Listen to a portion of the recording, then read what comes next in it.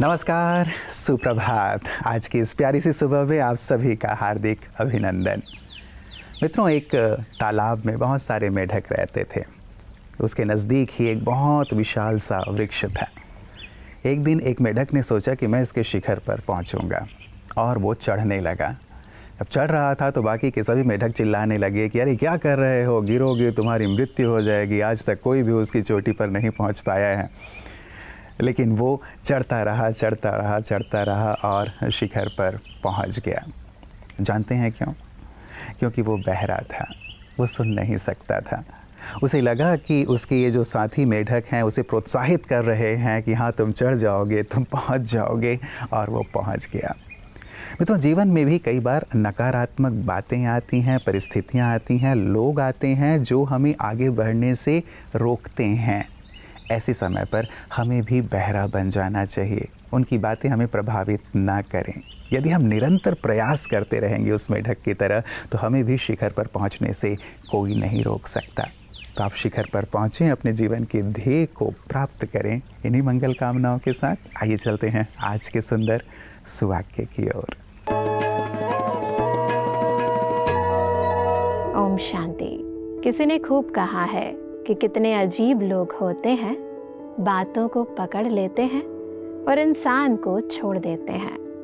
और इससे भी अजीब बात ये है कि इन बातों में कोई दम नहीं होता। निरर्थक, व्यर्थ, परेशान करने वाली, दुख देने वाली बातों के प्रभाव में आकर हम अपनों से मुख मोड़ लेते हैं। तो अपने से पूछें कि कहीं ये गलती हम रोज तो नहीं करते, क्योंकि बातों को पकड़कर उन्हें बढ़ाने की ये आदत अक्सर हमारे मन को कमज़ोर कर देती है, हमारे सोचने समझने की शक्ति को खत्म कर देती है। हम जाने अनजाने अपना ही नुकसान करते रहते हैं और बातों पर दोष धरते रहते हैं। इसलिए पल पल बदलने वाली इन बातों को हर पल के साथ गुजरने दें। जो हैं हमारे साथ, उन्हें बेहतर बनाने में अपना समय और संकल्प दें। ओम शांति।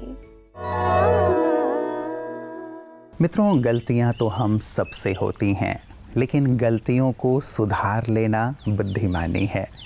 ये गलतियां दूसरों के साथ हों ये ज़रूरी नहीं है। ये गलतियां अपने कार्य को लेकर हो ये भी ज़रूरी नहीं है। कई बार ये गलतियां हम अपने स्वास्थ्य को लेकर के करते हैं, और वहाँ हमें ध्यान रखने की बहुत ज़रूरत है। क्योंकि यदि हम व्यायाम नहीं करते, अपने खान पान का ध्यान नहीं रखते हैं, मेडिटेशन नहीं करते, योगा नहीं करते, इन सब में हम गलतियाँ करते रहते हैं अपने आलस्य के कारण या फिर अपने अलबेलेपन के कारण, तो ये गलतियाँ बहुत भारी पड़ जाती हैं और बीमारी के रूप में हमारे सामने आ जाती हैं।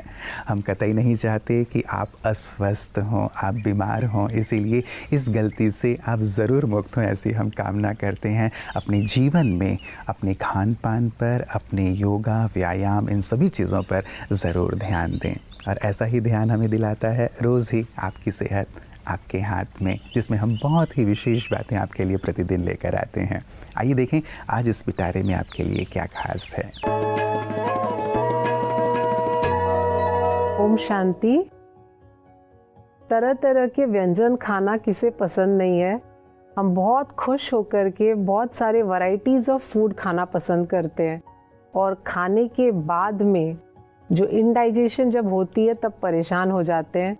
फिर ढूंढते रहते हैं कौन सा चूर्ण, कौन सी दवाई, कौन सा घरेलू नुस्खा। तो आज की जो ये कड़ी है ये उन लोगों के लिए जिन्हें खाने का बहुत शौक़ है, कंट्रोल नहीं कर पाते हैं और फिर इंडाइजेशन बार बार होने लगती है। तो एक बहुत सिंपल सा तरीका है जिससे आप इंडाइजेशन से बहुत आसानी से छुटकारा पा सकते हो, और वो सिर्फ पानी से। आपको भी सुन के अजीब लग रहा होगा, पानी से इंडाइजेशन कैसे दूर होगी। तो मैं आपको कुछ सिंपल टेक्निक बताती हूँ। तो पहला टेक्निक तो ये है कि 2 लीटर पानी आप लेना और उसको अच्छी तरह से उबालना, इतना उबालना कि वो 250 ml पानी हो जाए, वो इतना कम हो जाए। फिर उस पानी को छान कर उस पानी को जब आप पिएंगे तो बहुत जल्दी इंडाइजेशन से आपको मुक्ति मिलेगी।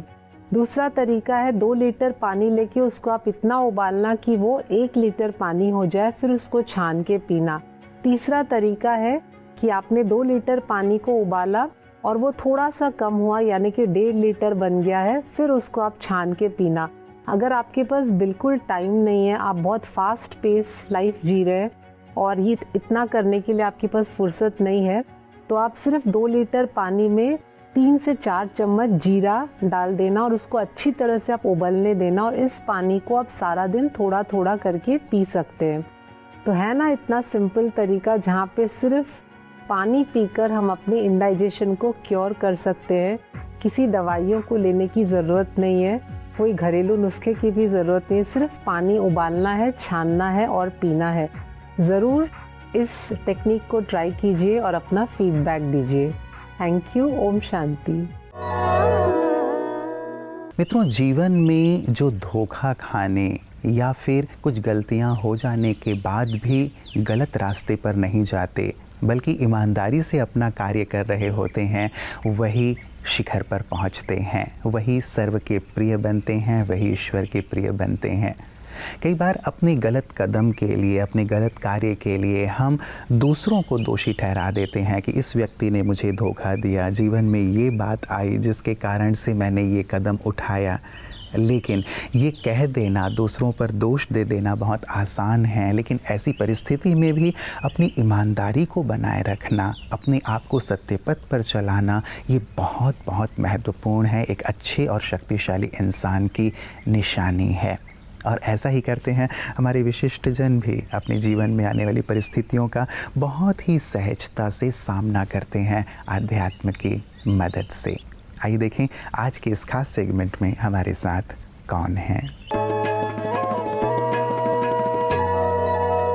तो निश्चित रूप से हमने जो संकल्प लिया है उसमें एक दृढ़ता बनी रहती है, हम कभी हारते नहीं, हमारा कमिटमेंट बना रहता है और लगातार हम अभ्यास करते रहते हैं। आपकी कैसी अनुभूति रही? यहाँ आप पहली बार आई हैं सुनीता जी, ब्रह्मा कुमारी इसके हेडक्वार्टर्स में, आपने भी 4 दिन का शिविर अटेंड किया, मेडिटेशन आपने किया, आपकी अनुभूति कैसी रही? देखिए, अभी तक जो मैं मेडिटेशन करती थी वो योग निद्रा वाली होती थी, जो हमने योग में सीखा था। यहाँ पर राजयोग सीखकर जो उसमें क्वालिटीज़ बताई गई, राजयोग की जो शक्तियाँ बताई गई, अगर इंसान उन शक्तियों को फॉलो करे, वो 8 शक्तियों को अपने अंदर धारण कर ले कि मैंने सहनशीलता बरतनी है, मैंने दृढ़ निश्चय करना है, मैं हमेशा अच्छा सोचना है, और सारे पॉजिटिव थॉट्स को रख के, और आपको अपने ऊपर इतना विश्वास होना चाहिए कि आप ये कर सकते हैं। क्योंकि आधी प्रॉब्लम, स्पोर्ट्स में स्पेशली, आधी इंजरीज, आधी प्रॉब्लम तो यहाँ ही होती हैं। तो जब आप अपनी शक्तियों को बढ़ाकर मेडिटेशन करके जब आप अपने संकल्प को इतना बढ़ा लेते हैं कि आपकी सोच ही पॉजिटिव हो जाती है, तो फिर आप ऊंचाइयों को छू लेते हैं। बिल्कुल। तो आप जिनके साथ भी जुड़ी हुई हैं, आप भी बहुत सारे लोगों को ट्रेनिंग देती हैं, गाइड करती हैं, जो भी लंबी रेस में दौड़ने वाले हैं, मैराथन की प्रैक्टिस करने वाले हैं, तो उन्हें भी निश्चित रूप से ये सजेस्ट जरूर जो यहाँ से सीख के गई हूँ वो जरूर सिखाऊंगी। और ये था कि मैं अभी तक तो जो मानती थी कि यम, नियम, आसन, प्राणायाम, प्रत्याहार तक तो मैंने किया, तो मैं चैंपियन बनी, बहुत सारी मैराथन जीती। मलेशिया में मैं मैराथन क्वीन के नाम से जानी जाती थी पूरे 7 साल तक।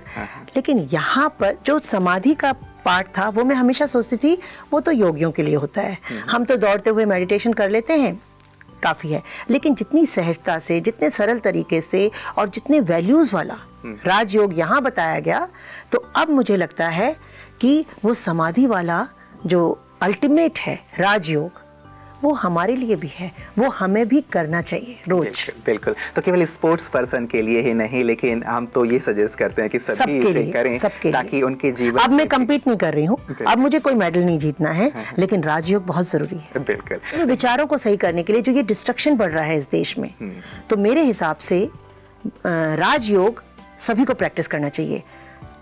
भारत बदल जाएगा। लोग अपने को परिवर्तन करना है तो अपने को परिवर्तन करने के लिए सब राजयोग करना शुरू कर दें, सारा हिंदुस्तान शांतमय और अच्छा हो जाएगा। मित्रों, दूसरों की तारीफ तो हमें करनी ही चाहिए, लेकिन साथ साथ खुद की तारीफ़ भी ज़रूर करनी चाहिए, ताकि हम अपने महत्व को समझ सकें, ताकि हम स्वयं ही स्वयं को प्यार कर सकें। कई बार दूसरों की तारीफ़ तो हम बहुत बढ़ चढ़ कर करते हैं, लेकिन जब अपनी बारी आती है तो हम बहुत पीछे रह जाते हैं, खुद को कोसने लगते हैं कि मैं ठीक नहीं हूँ या मेरे द्वारा अच्छे कार्य नहीं होते हैं, मैं ऐसा हूँ, मैं वैसा हूँ। नहीं मित्रों, आप जैसे भी हैं बहुत बहुत अच्छे हैं। जहाँ पे भी हैं वहाँ से आप ऊंचाई की ओर चल सकते हैं, यदि अपने आप को प्यार करेंगे, यदि अपने आप को सम्मान देंगे तो खुद ही खुद को टाइम दें, खुद की विशेषताओं को देखें, अच्छाइयों को देखें। जहाँ भी हैं वहाँ से कैसे रास्ता निकाल करके आगे बढ़ा जा सकता है, शिखर की ओर चला जा सकता है, इस ओर अपना ध्यान केंद्रित करें। और ये ध्यान केंद्रित करना, साथ ही अपने आप को प्यार और सम्मान देना, कैसे देना, यही आध्यात्म हमें सिखाता है। ब्रह्मा कुमारियाँ इसी की सुंदर सीख हम सबको दे रही हैं। आइए देखें पीस न्यूज़ हाइलाइट्स में। महाराष्ट्र नासिक में पंडित प्रदीप मिश्रा जी द्वारा 5 दिवसीय शिव महापुराण कथा का आयोजन किया गया और इसी बीच ब्रह्मा कुमारी सेवा केंद्र द्वारा वासंती दीदी जी की अध्यक्षता में आने वाले श्रद्धालुओं के लिए 12 ज्योतिर्लिंग दर्शन आध्यात्मिक मेला एवं चित्र प्रदर्शनी लगाया गया। मेले का उद्घाटन नासिक के पालक मंत्री और शिव पुराण कथा स्वागत अध्यक्ष नामदार दादा भूसे के शुभ हाथों से हुआ। मेले में शिव भोलेनाथ के 51 फीट का त्रिशूल और 12 फीट का शिवलिंग आकर्षण का केंद्र बना रहा। चित्र प्रदर्शनी मेले में लाखों भक्तों ने परमात्मा शिव के 12 स्वरूपों के दर्शन किए और इस बीच सभी को निराकार परमात्मा शिव का यथार्थ परिचय भी दिया गया। इस अवसर पर बीके वीणा बहन, बीके पूनम बहन, बीके गोदावरी बहन, बीके शक्ति बहन एवं अन्य कई भाई बहनें भी मौजूद रहे। मित्रों, चलते चलते एक बहुत ही गहरी सी बात, हम एक छोटी सी लड़ाई के कारण अपने प्यार को ख़त्म कर देते हैं। क्यों ना इसकी जगह हम प्यार से अपनी छोटी मोटी लड़ाई को ख़त्म कर दें। ज़िंदगी कितनी छोटी सी है ना, हम आज हैं कल हो ना हो, जो हमारे आसपास हैं आज पता नहीं कल हो ना हो। तो क्यों ना इस छोटी सी ज़िंदगी को बहुत प्यार से, बहुत अपनत्व से, बहुत सम्मान के साथ बिताया जाए, क्योंकि ज़िंदगी ईश्वर का दिया हुआ अनमोल उपहार है मित्रों। इसे हम खुशी, प्यार और आनंद के साथ बिताएं। इसे छोटी मोटी लड़ाइयों में, गिले शिकवे में नष्ट ना होने दें, क्योंकि इसमें हमारा बहुत समय चला जाता है, दूरियां बढ़ जाती हैं और हम भी और सामने वाले भी तकलीफ़ और दुख का अनुभव करते हैं। क्यों ना इससे ऊपर उठ जाएं और केवल प्यार, खुशियाँ यही चारों ओर अपने जीवन से बिखराएं। ज़रूर गहराई से इस सुंदर बात पर विचार कीजिएगा और प्यार ही प्यार बांटिएगा, खुशियाँ ही खुशियाँ बांटिएगा। आपका प्यार और आनंद से भरा हुआ जीवन हो। इन्हीं शुभकामनाओं के साथ नमस्कार। ओम शांति।